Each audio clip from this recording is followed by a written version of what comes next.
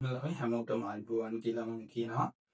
ගොඩක් අමාරු ප්‍රස්තාව මේක ගොඩක් කට්ටියට ඇදගන්න බෑ. ගොඩක් අමාරුයි කියලා කියනවා.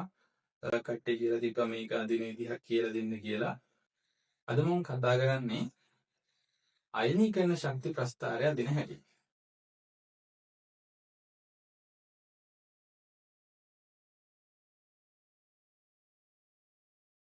එහෙනම් අපි බලමු මේක කොහොමද ලේසියෙන් ගොඩ දාගන්නේ කියලා. ඉස්සෙල්ලාම අයනීකරණ ශක්ති ප්‍රස්ථාරේ මේ පැත්තට තියෙන ශක්තිය මේ ශක්තිය මයින්නේ කිලෝ ජූල් මවුලට. ඒක මතක තියාගන්න ප්‍රශ්න වලට අහන්න. KJ K capital J MOL ඍණ 1. දැන් එන මෙන්න මේකයි ක්‍රමය. හරිද? හරි ලේසියි ඔන්න බලන්න. අපි දන්නා මූල ද්‍රව්‍ය විස්තර. හරි. එහෙනම් හයිඩ්‍රජන් හීලියම් ලිතියම්. ඔව්. මේ හැඩය මතක තියාගන්න. Hydrogen helium lithium. හරි. Hydrogen helium lithium. කොහොම කියලා මේක මීටත් වඩා යටට යනවා. හරි.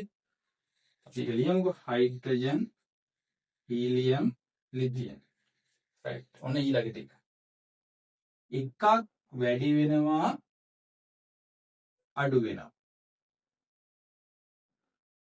දෙකක් වැඩි වෙනවා අඩු වෙනවා. ආය දෙකක් වැඩි වෙනවා අඩු වෙනවා. මම පත්තර පොඩ්ඩක් පල්ලෙහාට යනවා ඒක හිතන්න එපා. අපිට ඕනේ මේක හැඩේ විතරයි. හරි. ආයේ විදියට එකක් වැඩි වෙනවා අඩු වෙනවා. දෙකක් වැඩි වෙනවා අඩු වෙනවා. ආය දෙකක් වැඩි වෙනවා අඩු වෙනවා. ආය එකක් වැඩි වෙනවා. මේ යටම තියෙන ටික එන්න පල්ලෙහාට එන්න. අපි බලමු මූල ද්‍රව්‍ය ටික දාන්න. Hydrogen lithium beryllium boron carbon nitrogen oxygen fluorine neon sodium magnesium aluminium silicon phosphorus sulphur chlorine argon potassium calcium. හරි. එහෙනම් මොකක්ද අපේ කතාව? හයිඩ්‍රජන් හීලියම් ලිතියම් එකක් වැඩි වෙනවා අඩු වෙනවා.